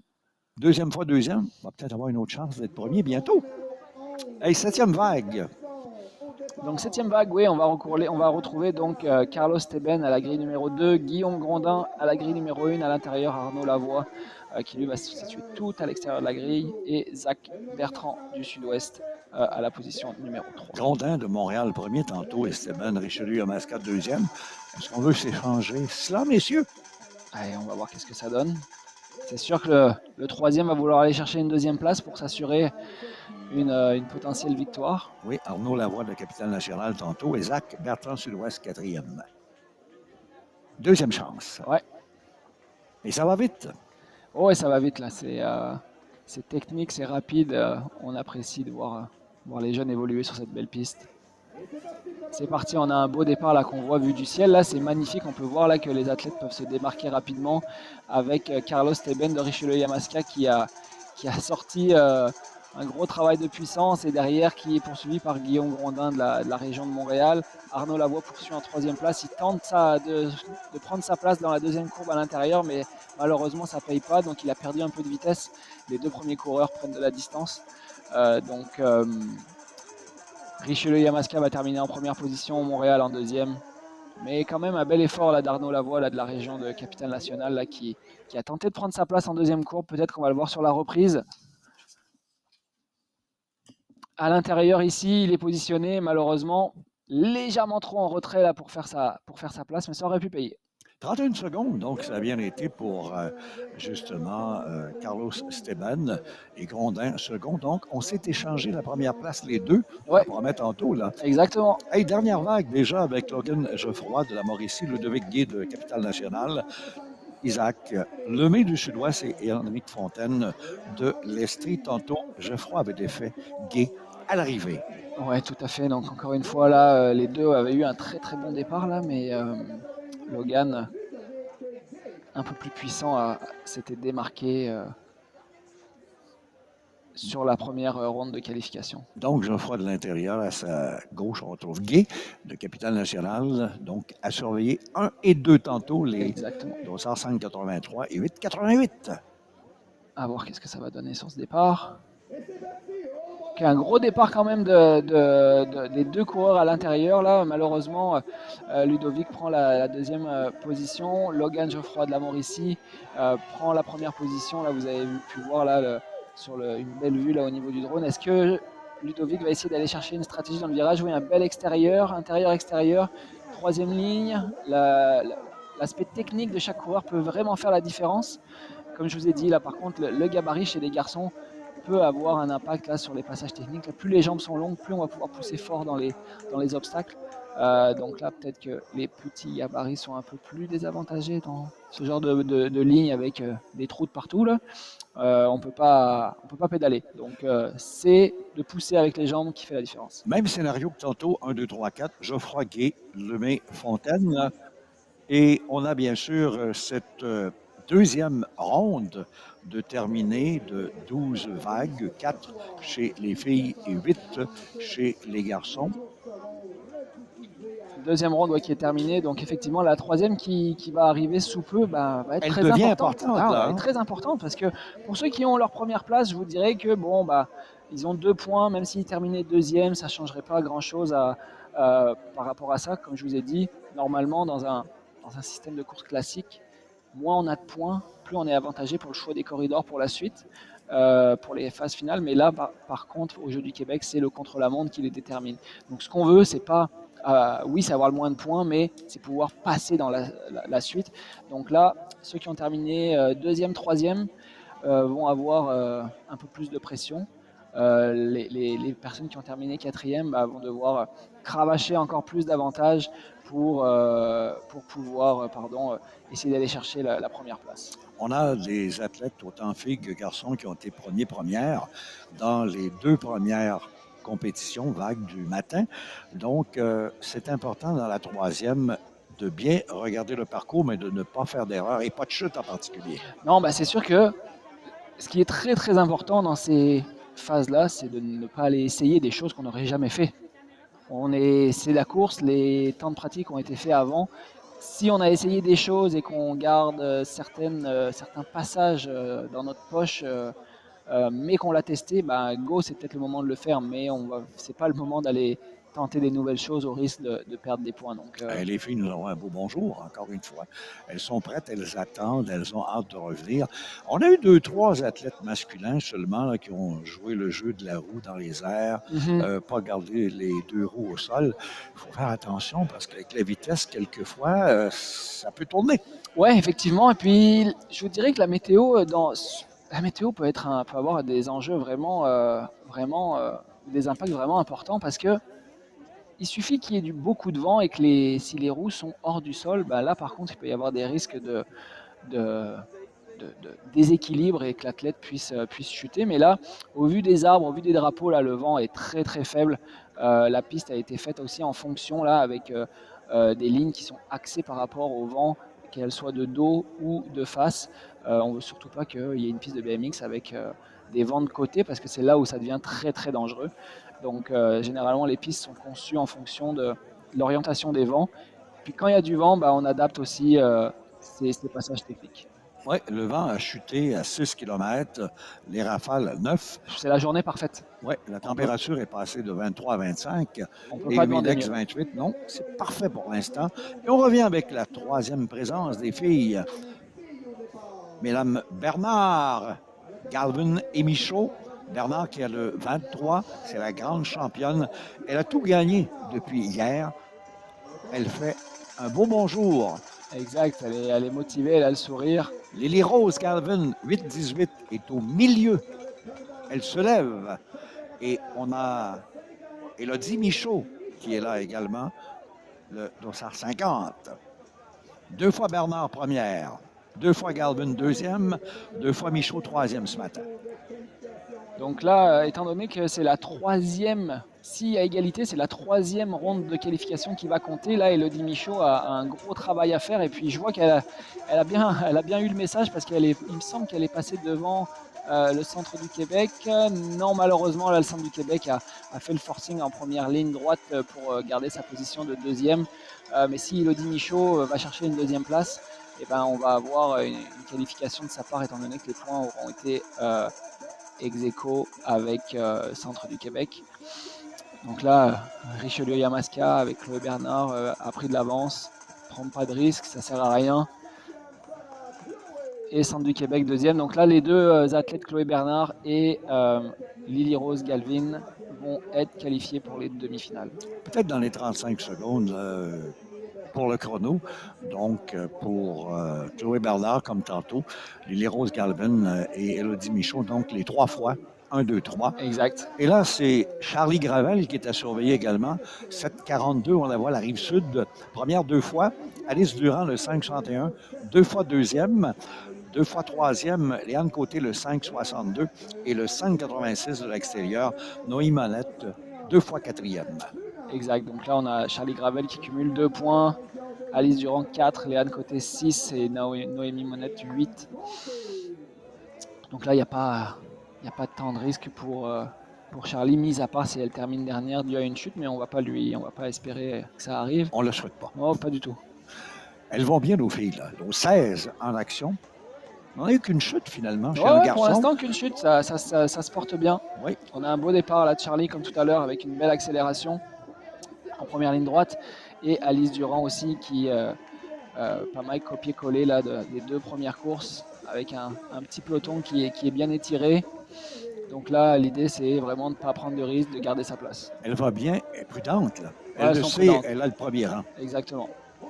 Donc là, on a Laval qui va aller terminer sa course. Donc pour la suite, on va avoir Charlie Gravel et Alice Durand qui vont être qualifiés pour les demi-finales. Un petit 36 secondes à peu près, donc ça va très bien. Et c'est 3 fois première, donc c'est 3 points, c'est le minimum. Tout à fait. Oui, le moins qu'on a besoin, ouais. C'est ça. Et la reprise le démontre bien. Les filles ont joué sagement, surtout Gravel-Durand qui savait qu'elle passait. Côté Monette, ont tenté, mais malheureusement, les 2 autres étaient plus fortes. On y va pour la 3e vague. Plus tôt aujourd'hui, on a eu Lydiane Lafleur de l'Outaouais, première 2 fois. Et les là avec le 5,70. Le 9,80, Zoé Simard-Saint-Pierre, 2e et 3e. Olivia Rochette, le 5,76, 3e et 4e. Et Roxane Gravel, le 7,69, Rive-Sud, là, elle a été 4e, 2e. Et donc là, Zoé et Roxane, Laval et Rive-Sud ont 5 points toutes les deux, elles sont à égalité. C'est ce tour-là, là, donc le c'est là que ça se joue, 980 et le 769, là, c'est là que ça se joue. Là. La première des 2, peu importe leur position, va être qualifiée pour la suite. Donc il va falloir donner le tout pour le tout. Tout à l'heure, il y a eu quelques batailles entre les 2 coureuses. On va voir si ça se répète sur cette 3e qualification. Malheureusement, là, on a Roxane Gravel qui est restée un peu coincée dans les départs, mais qui a une belle accélération. On peut le voir, elle a déjà de l'avance sur Zoé. Il va falloir qu'elle serre son intérieur. Les 2 sont côte à côte sur la 2e ligne. Est-ce que Zoé va tenter quelque chose dans la deuxième courbe là, à l'intérieur comme tout à l'heure, un petit peu loin pour aller chercher sa place. Donc Roxane, il va falloir qu'elle mette les bouchées doubles là pour pouvoir bien pousser dans les bosses. Oui, ça c'est. Elle va même passer en première ligne droite, en première position, parce qu'on a Lydiane Lafleur d'Ottawa qui a fait une petite erreur technique sur la troisième ligne. Et donc Zoé Simard, troisième position. Donc les deux coureuses qui vont poursuivre vont être Lydiane Lafleur et Roxane Gravel. Donc, première position Roxane, deuxième Lydiane. Zoé est troisième et Olivia est quatrième. La reprise l'indique bien. Ouais, La on va petite voir là, erreur, là. c'est une petite erreur technique qui fait que Roxane a pris la première position sans trop forcer. Mais elle savait qu'elle passait quand même. Exactement. Donc, la quatrième et dernière vague, troisième fois, Yasmine Drolet, le 2,95, deuxième et première place. On a le 9,22, Florence Verrier, Richelieu-Lamasca, première et deuxième place. Léonie Arsenault, capitale nationale, le 83, deux fois troisième. Et Lily Rose Préville-Mauricie, 5,88, deux fois quatrième. Ça se joue là. Ouais, ça se joue là. En fait, là, les deux, Yasmine et Florence ont 3 points toutes les deux. Je vous dirais que les dés sont pas mal jetés aussi pour ces deux. C'est juste de savoir là, au niveau de l'orgueil, comment ça va se faire. Qui est-ce qui va aller chercher la première position pour être en avant? Le BMX, c'est un sport compétitif, hein, donc on est amis à l'extérieur, on est ennemis sur la piste. Donc il faut faire sa place. On voit M. Louis. Ouais, Je surveille ça de près. On voit le directeur général de la fédération qui est présent sur la piste de BMX. Là. Il adore ça. Il adore, ouais. Le départ est lancé. Yasmine Drolet veut faire sa place sur Florence pour aller chercher la première position. Florence derrière qui essaye de rattraper avec des gros passages de boss. On voit là le coup de pédale ont vraiment fait la différence et elle vient de passer à l'extérieur. Yasmine cherche sa place et elle vient de la garder. C'est une belle bataille entre les deux coureuses.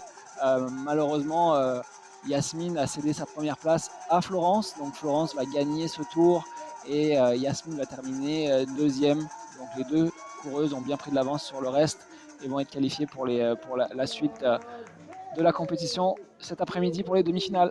Oui, Yasmine qui est 2-1-2 et Florence 1-2-1. C'est serré. C'est serré, mais c'est ça met un peu d'action, c'est cool.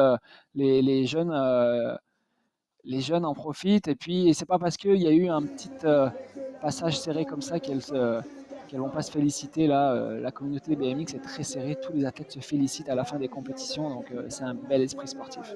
On a parlé de Louis qui était sur le bord de la piste, regardez ça, le grand patron de la Fédé de cyclisme québécoise, Louis Barbeau qui va être avec nous, d'ailleurs mercredi pour le cycliste sprint et jeudi pour le cyclisme critérium.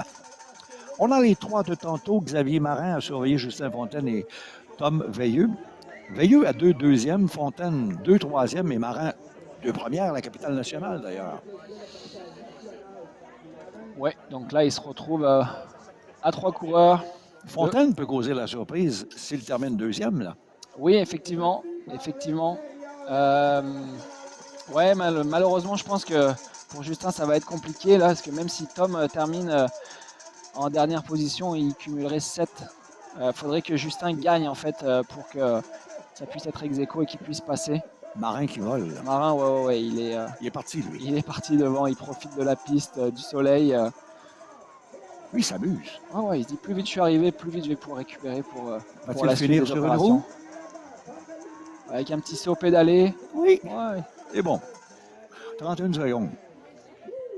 Le seul qui a fait moins, là, c'est Lowell Koss avec 30. Mais encore une fois, là, comme je vous ai dit tout à l'heure, 80% c'est le départ, et puis il y en a aussi qui sont très bons en fin de piste. Donc c'est pas parce qu'on part premier qu'on arrive premier. Il peut y avoir des surprises, donc c'est ça le BMX. 4 maintenant, donc tantôt d'Alexandreville, l'orgueil de la Mauricie. Et là, le 5,90, pour la surveiller. Il y a 2 premières places jusqu'ici. Elliott Bourgard, 5,37 à 2 deuxièmes places. Puis il y a les 2 autres, Chartrand et Côté, qui aimeraient bien se faufiler là. Ouais, on a Chartrand et Côté, effectivement, là, qui sont au coude à coude là, avec 7 points. Donc ça donne un peu de suspense là, pour cette course. Celui qui termine en avant de l'autre va être qualifié pour le... Et en fait, non, parce que ça va être difficile, hein, parce que 2 fois 7 points. Elliott Beauregard là, a fait 2 belles courses aussi là, sur la première et deuxième. Là, on va voir si il a les mêmes stratégies de virage. Là. On a un beau départ de Derek Senville là qui prend de l'avance. Quelle force! Ouais. Elliott Beauregard encore une fois là très bon en stratégie de virage là qui vient se positionner correctement avec Chartrand Ottaway qui est en 3e position. Donc lui il faut qu'il donne son maximum pour aller chercher une 2e place. Est-ce que l'intérieur de virage va payer? Ouais, ça a été fait. Donc il vient de passer en 2e position. Il va cumuler 9 points, Elliott Beauregard 4 plus 3, 7. Donc on va avoir Derek Senville et Elliott Beauregard là, qui passent à la suite des courses. Oui, et surtout, on a vu l'annonceur maison avec la reprise là, qui est présentée mettre beaucoup plus de gomme que d'habitude parce que on est local, Exact. on est à Trois-Rivières, puis on a un petit gars de Trois-Rivières en tête. On est heureux de voir qu'on a un de nos favoris qui va bien matin. Oui, tout à fait, mais on voit aussi une belle résilience là, de l'athlète de l'Ottawa là, qui n'a pas lâché le morceau jusqu'au bout. On a eu M. Cosse, justement, le 782, qui est 2 en 2. Jacob Poudrier, le 144, lui, est 2 fois 2e. Léo Quentin, le 763, 2 fois 3e ce matin. Et le 896, Elliott Fournier, 2 fois 4e. Donc, M. Quentin Fournier vont tout donner. Et ouais. Les deux, Poudrier, Cosse, sont au centre de la grille. C'est les deux qui ont fait premier, deuxième sur les 2 premiers tours. Et le 782, Cosse est celui qui a été le plus rapide des 32 ce matin avec 30 secondes. Ah ouais, je pense que l'aspect, ses capacités techniques l'aident à vraiment avoir une vitesse de piste assez rapide, assez élevée. Là. Encore une fois, on le voit, là, départ monstrueux là, de ce coureur de Chaudière-Appalaches. Technique, hein? Ouais, vraiment technique, très avancé par rapport à certains coureurs. Et puis on voit que ça fait une belle différence là, des passages techniques qu'on peut voir sur des athlètes de beaucoup plus haut niveau, là, avec la roue qui se lève un peu de partout, des passages sur la roue arrière, c'est très très beau à voir. Avec Jacob Poudrier, Centre du Québec, qui maintient sa 2e place. Les deux vont être qualifiés pour la suite des événements. Il a fait 31 secondes et il a levé le pied. Il a pris sa relax. Il avait le pied au moins. Il a pris sa relax. Il aurait pu battre le 30 secondes. Exact. Hâte de voir les finales parce qu'il va être là, ça c'est presque assuré. Là. À un moment donné, là, ça quand va on être arrive dans les belle quarts finales, là, ça vague. devient intéressant. Là. Ça va jouer du coude, les niveaux se rapprochent, donc ils vont être beaucoup plus en peloton que ce qu'on voit maintenant. Et ils ont gardé des énergies aussi. Hein. Exact, donc là on est sur la 8e vague au total, là c'est la 4e vague chez les garçons avec Léo Bourassa. Qui a bien fait lui tantôt, 2 premières. Ouais, 2 premières places, on a Gabriel Boisse qui a terminé 2e et 3e, Raphaël Thibault de Chaudière-Appalaches 3e et 2e, donc là ces deux sont ex aequo. Et Édouard Boissé 4-4. Ça va se jouer ici pour les deux. Oui. Mais Bourassa, le 2,43, très fort au départ les 2 fois tantôt. Tout à fait.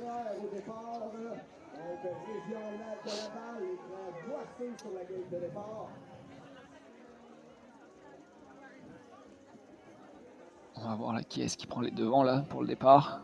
Gabriel Boisse ou Raphaël Thibault. Donc là on a Rive-Sud qui se démarque et il me semble que c'est Gabriel Boisse qui est en 2e position là avec Raphaël Thibault qui cherche à aller chercher une 2e place. Bourassa qui est premier. Bourassa, ouais, Rive-Sud. Ouais, Léo Bourassa de la région Rive-Sud. Ça peut être mêlant un petit peu sur les deux régions, mais on a la région Rive-Sud en premier et on a Laval en 2e. Donc là, Boisse a le dessus sur Raphaël Thibault qui va terminer en 3e. Donc c'est Léo Bourassa et Gabriel Boisse qui vont être qualifiés pour les demi-finales. Et Bourassa a un triplé ce matin. Ouais, 3 belles victoires. On voit la reprise. Le départ a été excellent. Départ excellent, oui, on le voit là. Les passages techniques sont aussi très bons et ce qui permet de prendre beaucoup de vitesse. Faut être concentré, il faut placer la roue au bon endroit pour pouvoir pousser correctement dans les bosses. On lève bien dans les bosses. Ouais. Rendu à la 5e ronde de qualification pour les garçons. 2 fois Zachary Poirier premier, Laurentine, 761 bien positionné. On a aussi le 766, 2 fois 2e, Hugo Laforêt. Les deux Laurentides, ça va jouer entre les deux copains. Ouais, les deux copains, ouais. Après, Laurentide, Hugo Laforêt, il ne faut pas qu'ils s'endorment trop parce que Noah Rema, avec 6 points, pourrait arriver à ex aequo là, entre Hugo Laforêt, dépendamment de sa place. Donc, il va falloir, ça jouait du coude tout à l'heure entre les deux. Donc là, je pense que Noé Rema, à l'intérieur, le 3-8-3 de Sud-Ouest a quelque chose à jouer. On le voit là, il a quand même un bon départ à l'intérieur. Ah, il vient de se faire serrer sur la ligne et là, on peut pas, nous, la ligne blanche là fait partie de la piste, mais on peut pas sortir de cette ligne-là, là, sinon on se fait reléguer. Donc il va falloir, il a dû freiner pour laisser sa place et donc les deux de Laurentide s'envolent. Malheureusement, là, Noé Rema, si rien ne change jusqu'à la ligne, ne va pas poursuivre pour le reste de la journée. Donc les deux de Laurentide poursuivent en s'amusant avec des petits sauts là. Oui. Et c'est un peu les 3 vagues du matin pour ces 4 athlètes, là. 1, 2, 3, 4, Poirier, Laforêt, Réma, Boutin. Donc, ça n'a pas changé. Donc, les deux Laurentides passent. Exactement. 6e vague de 8 pour cette 3e course pour les messieurs. Oui, on a fait un petit peu de moutarde à la fin, là. On a vu ça. Ils avaient la chance. Exact, Ils étaient en avance. Oui. Ouais. On a eu une première position de Maddox-Robillard, une 2e de Beaulieu. C'est les deux à surveiller devant Asselin et Galvin. Ouais. Et c'est pas joué encore. Non, c'est pas joué pour les deux. Encore une fois, là, on en a un qui a 6 points, l'autre 4 points. C'est toujours un peu stressant quand on doit jouer sa place en 3e tour. Là, ce qu'on veut, c'est essayer de prendre le 3e tour plus relax pour être serein pour la suite. Eux ont une pression supplémentaire par rapport aux autres. Et c'est Asselin qui doit tout donner là, pour passer. Ouais, exactement. Oui, Asselin doit tout donner et puis Jacob doit essayer de se maintenir en position. Bon départ. Donc on va voir Asselin qui est à l'intérieur de Montréal. Pour l'instant, c'est Maddox Robillard là, de Lanaudière qui est devant avec Bourassa Rive-Sud. Centre du Québec est en 3e position. Aiden Galvin. Léo Asselin est en 4e position. On voit qu'il y a une bataille quand même pour la 1re et 2e place, à savoir qui est-ce qui va cumuler le moins de points possible. On a une belle stratégie là, de virage avec un extérieur, mais malheureusement là, Maddox Robillard garde l'avance sur le coureur de Rive-Sud. Et un petit photo finish pour la 3e et 4e place. Oui, roue dans la roue. Exactement. On verra à la reprise. Il faut jeter le vélo là. C'est celui qui va jeter le vélo le plus fort là qui va être devant. On voit la reprise là. Léo a tout tenté là dans la courbe 2 et 3 là pour essayer de passer, mais malheureusement. Et remarquez maintenant. Oh, c'est serré. C'est serré. On va le savoir dans quelques minutes, à savoir qui est-ce qui aura terminé 3e. Maintenant, la 7e vague. Steban, une 2e et une 1re, le 7,88. Grondin, le 7,96. 1re et 2e. Lavoie, le 6,93, 2 x 3. Et le 9,27, Zach Bertrand, Sud-Ouest, 2 x 4. C'est bien mélangé. Bien mélangé, oui. Ouais, bien mélangé. Là, ça va être une belle course. Ça va. Il va falloir... puis ils sont bien positionnés, les deux, là, 7,88 et 7,93. Dans leur tête, ils doivent se dire, OK, il faut que je termine 1er, il faut que lui il termine 4e, il faut que je donne tout parce que j'ai tant de points. Donc... stratégie. Ils y pensent, ils sont obligés. On surveille le départ. On a un très beau départ du centre de la grille. Avec, égalité là, par là.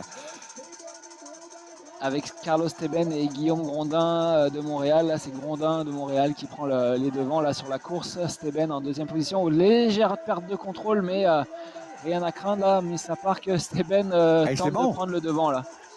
On a ensuite notre Arnaud Lavoie en 3e position qui poursuit sa course, mais les deux premiers, comme les deux qualifications d'avant. Je pense que Richelieu Yamascal a passé sur la ligne là, avec un coup de pédale supplémentaire. Oui. Grondin a poussé un peu trop tôt. Donc, il avait la 1re place, on va le voir à la reprise, mais le coup de pédale là, à l'arrivée fait que Steban, je pense, passe. On va le voir là. Il pédale plus longtemps. Un coup de pédale de plus, je pense que ça fait la différence. Oui. On aime ça. C'est bon. Ouais. Les 2 dernières courses ont été excellentes. Mais là, on arrive avec la dernière et non la moindre, la 8e chez les garçons. On a eu 2 premières pour le 5,83, Geoffroy. On a eu 2 deuxièmes pour le 8,88, Gay. Donc, ils sont côte à côte. Et aux extrémités, on a le 6,88, Lemay 2 x 3 et Fontaine, le 8,77 de l'Estrie, 2 x 4. Donc, là aussi, c'est pas joué. Non, c'est pas joué pour entre Lemay et Gay de la région Sud-Ouest et Capitale Nationale. On va voir qui est-ce qui va se démarquer là. Donnez-nous une autre photo finish. Ça serait bon. Ah, Gay a eu vraiment un très très bon départ là. Logan accélère très fort dans la première ligne. Il va aller, Ludovic Gay là, de Capital National va aller essayer de chercher sa place pour confirmer sa qualification pour les demi-finales. Alors, comme on le voit, hein, les passages techniques peuvent vraiment faire la différence. Là, il vient chercher l'aspiration et il passe en tête. Ça, c'est un très très beau passage. Il faudrait qu'il serre sa ligne, sinon Logan va passer à l'intérieur. Très belle stratégie là, de Ludovic là, qui a fait un extérieur-intérieur, comme on appelle dans le jargon, qui a resserré sa ligne et qui termine premier. Donc lui, il assure sa qualification. Magnifique course là. Oui, plus ça avance et plus ça devient oui, excitant. On voit à la reprise. Guy, d'ailleurs, qui avait 2 deuxièmes, s'est dit, il me faut la première place. Exactement. Donc ça, c'était le tour, la qualification d'avant, avec Steben qui a tenté un passage à l'intérieur. Est-ce qu'on va revoir le... c'est vite. Ouais, on va le voir là avec Capital National. Ici, là, il va se positionner à l'extérieur, s'appuie et plonge sous sa roue pour aller le doubler. Et pour que ça marche, il faut resserrer la ligne. Et c'est ce qu'il a fait. Donc, beau travail du coureur de la Capitale Nationale. Donc, Geoffroy, 2 premières, 1 deuxième, passe. Mauricie, Ludovic Gay, Capitale Nationale, 2 deuxièmes, 1 première, passe également. Exact. Isaac Lemay, Sud-Ouest, 3 fois 3e et Henrique Fontaine-Estrie, 3 fois 4e. Mais c'était bon, Sophie, toute l'équipe, de nous avoir représenté. C'était Ben et Grondin. C'est peut-être la course du matin pour l'instant. 3 fois 12, 36 courses qu'on a vues jusqu'ici. Ouais. Et on a hâte de savoir parce que c'est le coup de roue à la fin là, qui donne peut-être la chance de voir je suis en attente de résultats. On a le tableau pour aujourd'hui pour notre web diffusion pour vous rappeler qu'on a le BMX sur notre chaîne depuis 9h15 jusqu'à vers 11h et on va revenir un petit peu plus tard en l'après-midi. Sur la 2, avec Jean Allard et son analyste invité, on aura le tir à l'arc de 13h30 à 17h30. Et avec notre ami, bien sûr, François Riopel, on aura le volleyball féminin de 11h45 à 17h20. On va aller retrouver nos précieux collaborateurs commanditaires. Et aussi nos réseaux sociaux, bien sûr, à ne pas manquer. Vous voulez tout savoir sur les jeux? Nos réseaux sociaux vous présentent tout ça. Et nos célèbres commanditaires, les voici. Desjardins Québec, notre gouvernement, Sport Québec, Sport Expert, Proxy Oasis et le lait. Ça a été bon jusqu'ici. On a eu de très belles performances, autant féminines que masculines. Ils s'en sont donnés à cœur joie là, et visent une chose, les finales de l'après-midi. Ouais, effectivement. Là, c'est monté crescendo là, entre le premier, deuxième et troisième ronde de qualification. Là, on a vu des beaux passages stratégiques de certains coureurs. Là, et puis, pour certaines courses, ça s'est joué vraiment jusqu'à la dernière ronde de qualif. On n'a vu qu'une seule chute ce matin. Tant mieux, c'est ce qu'on veut, pas de blessés. Et on va aller voir l'horaire de la journée, justement. Nous avions ces qualifications. On est en cours depuis 9h30 jusqu'à vers 11h. On revient en après-midi avec les finales attendues. Ça dure environ 1 heure. Et on a à 15h40 la remise des médailles. Donc, les jeunes ont performé et performent depuis 9h30 jusqu'à 11h pour cet après-midi, les finales de 14h30. Et qui sera sur le podium? On le saura vers 15h40 cet après-midi. Allons maintenant à notre publicité. On revient dans quelques minutes.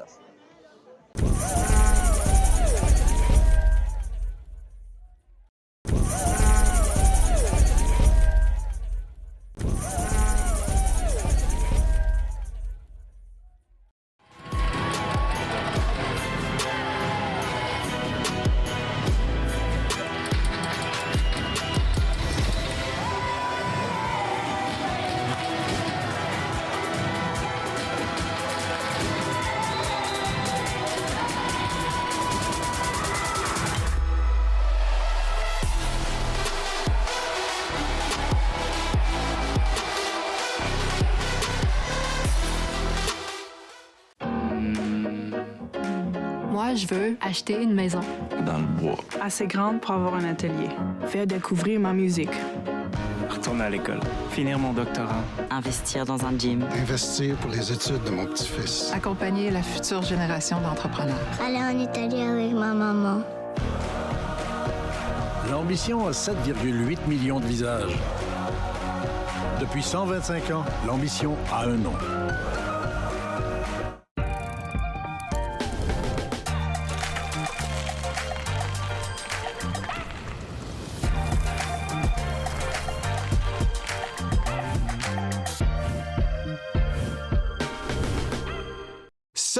c'est une panne.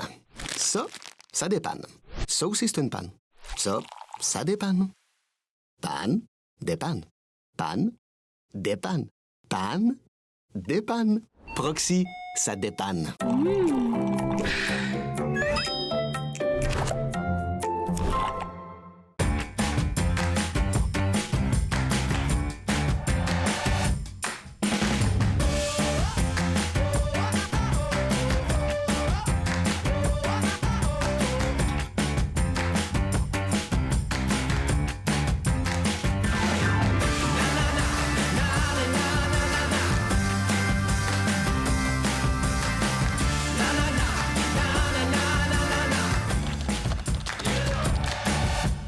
Kruger est fier d'être partenaire de la 59e finale des Jeux du Québec à Trois-Rivières. C'est la 3e fois que l'on répond présent en Mauricie. Cela démontre de notre engagement envers la communauté trifluvienne. Ensemble, contribuons à encourager un mode de vie sain avec la promotion de l'activité physique auprès des jeunes. Kruger vit tout ça avec toi.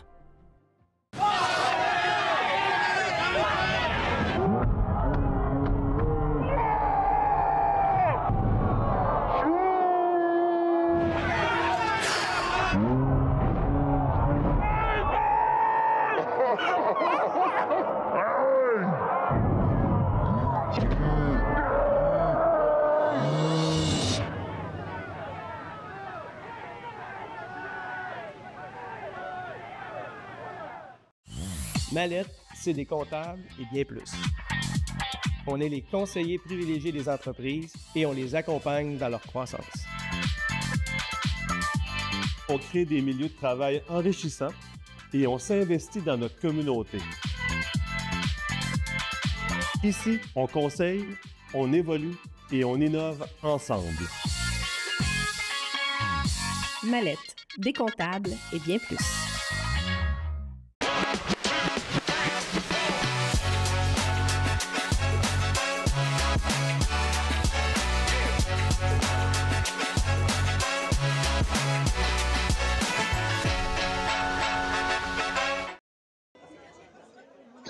On est de retour et ça a été beaucoup plus rapide, Victor, que prévu. On a gagné un petit 15 secondes au Parc des Seigneurs ce matin parce que nos athlètes 12-15 ans ont été très performants.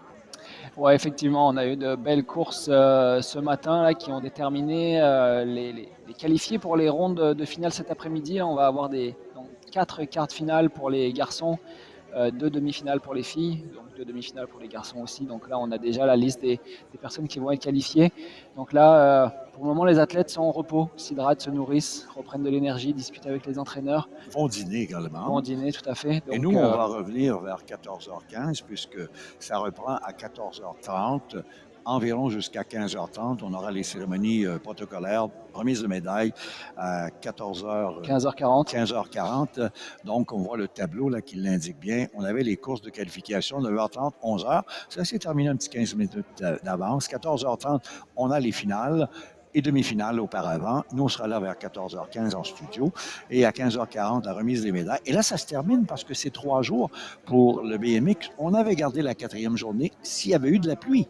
Ouais, effectivement, on voulait avoir cette zone, cette période tampon, parce que dépendamment de la météo qui peut être compliquée. Et puis le BMX, oui, c'est un sport extérieur, on roule sous la pluie quand même, mais il fallait vraiment qu'on puisse avoir une période de sécurité. Donc c'est pour ça que les courses se finissent aujourd'hui.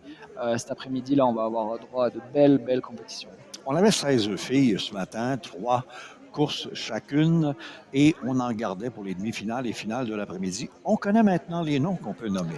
Exact, donc sur les 16, on en a 8 qui se qualifient, donc on va avoir plusieurs régions et puis des athlètes connus. Là, on a Richelieu-Yamaska, centre du Québec, là, avec Chloé Bernard et Lily-Rose Galvin là, qui se qualifient pour les demi-finales. On a la région de Rive-Sud, Lanaudière, avec Charlie Gravel et Alice Durand. On a aussi l'Outaouais et Rive-Sud, donc les 2 sœurs Gravel qui vont se retrouver en demi-finale. Mauricie et Richelieu-Yamaska aussi donc on a Richelieu-Yamaska qui place ses 2 athlètes féminines.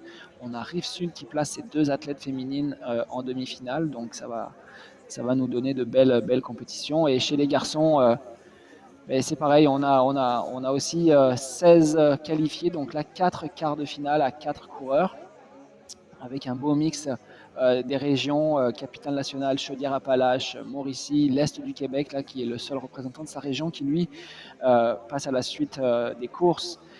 Chaudière-Appalaches qui passe un deuxième coureur, Rive-Sud, Laval, donc toutes les régions sont bien représentées. Laurentides avec leurs 2 coureurs aussi qui seront présents.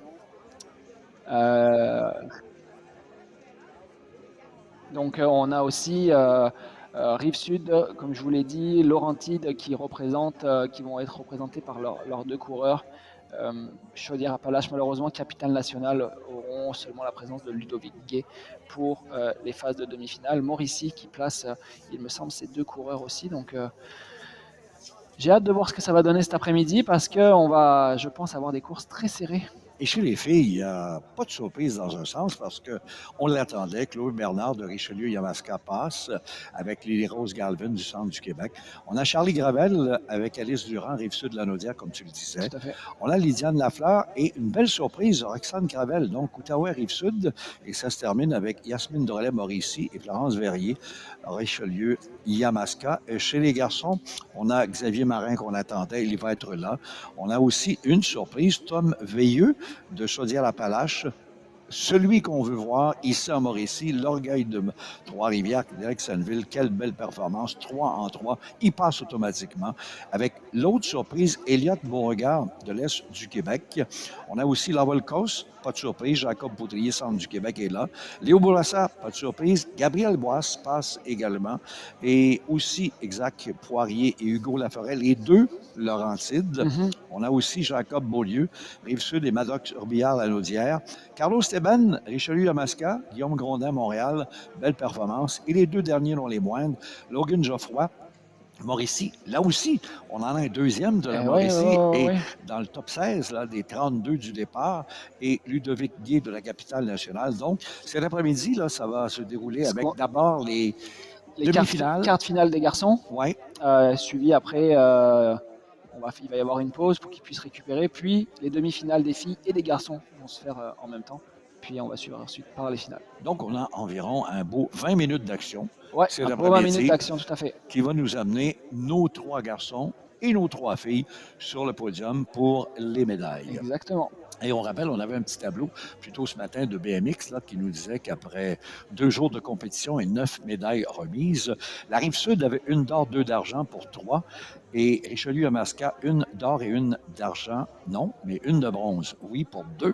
Mauricie, 1 médaille d'argent. Outaouais, 1 médaille de bronze. Capitale-Nationale, donc, elle avait 1 médaille d'or et on avait aussi Chaudière-Appalaches avec 1 médaille de bronze, mais c'était au tableau des points. Et là, on a eu ces points qui ont été distribués ce matin. Est-ce que Rive-Sud conserve la tête? Possiblement, 134 points. Richelieu-Yamaska s'est beaucoup démarqué, il en avait 115. Mauricie aussi a bien fait 114. Ça lutte pour le 2e rang. L'Outaouais, 77 points. Capitale-Nationale, 71. Ça se joue aussi. Puis Chaudière-Appalaches n'est pas en reste avec 66 points. Donc, bien hâte de voir comment ça va se jouer au niveau du système des points pour cette demi-finale et cette finale qui va être présentée cet après-midi à 14h30. Donc, c'est bien lancé, c'est bien joué. J'espère que vous avez apprécié justement ces 36 épreuves qui ont été présentées ce matin, les 3 vagues de 12, comme on peut dire, 8 chez les garçons et 4 chez les filles à 3 reprises. Victor, on retient quoi de ce matin, là, de ce que l'on a vu là? Ben que la ligne d'arrivée, c'est là que ça se joue. C'est vraiment quelque chose qui est très important en BMX, là, c'est de ne jamais baisser les bras. On a pu le voir là à certaines reprises où les batailles se sont jouées jusqu'au sprint final. Donc rien n'est acquis, on donne son 100% là, du départ jusqu'à ce qu'on ait passé la ligne. C'est là que la différence peut se faire. Là. On a vu dans la première lancée du matin, les 8 vagues garçons, les 4 filles, là, les 12. De l'extérieur, 10 fois sur 12, ils ont gagné. Quand on est revenu à la deuxième, lancers de 12 et à la troisième par la suite, c'est de l'intérieur où on était positionné que ça a avantagé les garçons et les filles. Exact. Lors du premier tour, en fait, les meilleurs, si je peux dire ça, par rapport au contre-la-montre, étaient placés à l'extérieur. Le fait qu'ils aient terminé une bonne position contre la montre démontre qu'ils sont légèrement supérieurs par rapport aux autres, donc ils sont placés à l'extérieur. Et ensuite, tout est remélangé, mais c'est vrai que stratégiquement, c'est l'intérieur de grille qu'on veut privilégier pour éviter de faire des mètres en plus, parce que finalement, la piste fait quand même 9 mètres de large. Donc si on part de l'extérieur pour aller à l'intérieur, on a de la distance un peu plus à parcourir. Donc on veut la ligne la plus courte, la plus directe vers l'intérieur du premier virage.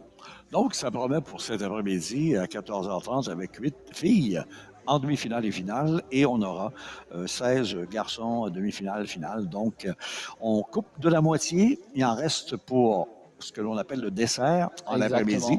On vous rappelle que ce n'est pas terminé, nous, en ce qui nous concerne, parce que sur notre chaîne 2, ça va être présenté vers 13h30, le tir à l'arc. Jean Allard sera là avec son analyste invité. Et sur la chaîne 3, le volleyball féminin va être présenté à 11h45 avec François Liopel et son analyste invité. Nous, on revient 14h15, on vous le mentionne, 14h30, demi-finale et finale, 15h40, remise des médailles. Merci à la super équipe avec Sophie Guérette à la réalisation, Florence Bérubé à l'assistance réalisation et nos 5 as télécinaux, Justin Gilbert, Thomas Renaud, Thomas Bourgoin avec la caméra à l'épaule. On aurait aussi, à ne pas oublier, Marie Gamelin et Lucas Munger qui, lui, était avec le drone. Et quelles belles images on a eues du drone, notamment, pour bien lancer les départs. Et par la suite, nos as caméramans qui ont suivi dans les courbes, dans les bosses et à l'arrivée. Donc, de belles images qu'on vous a présentées ce matin. Merci, Victor Rioux. On se retrouve un petit peu plus tard. Bon dîner, mesdames, messieurs. Gilles Péloquin vous dit à 14h15.